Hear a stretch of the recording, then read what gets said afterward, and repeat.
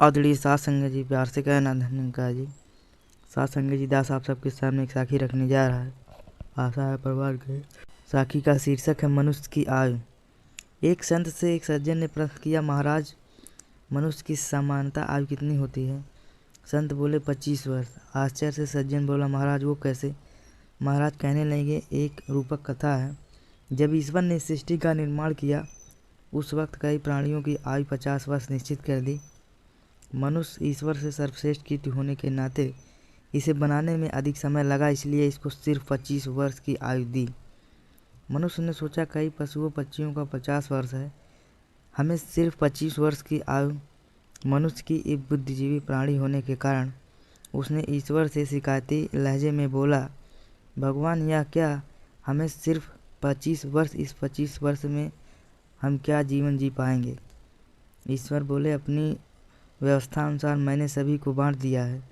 अगर तुम्हें कम लगती है तो जिस प्राणी की आयु अधिक लगी हो तुम उससे प्रेम पूर्वक ले सकते हो। थोड़ी देर बाद बैल आया और ईश्वर के बोला, प्रभु 50 वर्ष के लिए मेरे बहुत अधिक हैं, उसमें से 25 वर्ष आप कम कर दें तो बड़ी कृपा होगी। ईश्वर ने कहा, ठीक है, 25 वर्ष आयु मनुष्य को दे दो। मनुष्य ने बैल को 25 वर्ष आयु खुशी खुशी स्वीकार कर लिया। थोड़ी देर बाद कुत्ता आया, उसने भी कहा, प्रभु मेरे लिए 50 वर्ष ज़्यादा है। ईश्वर ने उसकी आयु को 25 वर्ष कम करके मनुष्य को दे दिए। फिर भी मनुष्य का मन तृप्त नहीं हुआ। वह बोला, प्रभु 25 वर्ष और मिल जाए तो मेरा 100 वर्ष पूर्ण हो जाएगा। इतने में उल्लू आया, उसने भी अपने 25 वर्ष कम करवाकर मनुष्य को दिलवा दिए। अब मनुष्य बहुत खुश हो गया।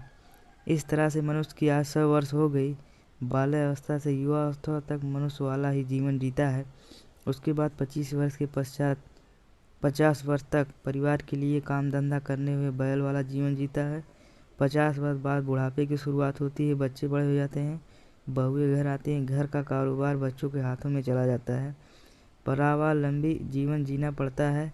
जिस तरह से कुत्ते को कोई मान सम्मान नहीं देता, रोटी टुकड़ा दिए जाने से बाद भी वो खाता है और घर की रखवाली करता है, इसी प्रकार मनुष्य कुत्ते वाली 25 वर्ष की आयु पूरी करके वो 75 वर्ष का हो जाता है। बड़े हर्ष के साथ 75 जन्मदिन मना देता है।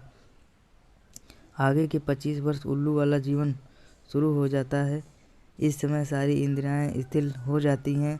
घर में बंदी की तरह बैठा मौत का इंतजार कर रहा होता है।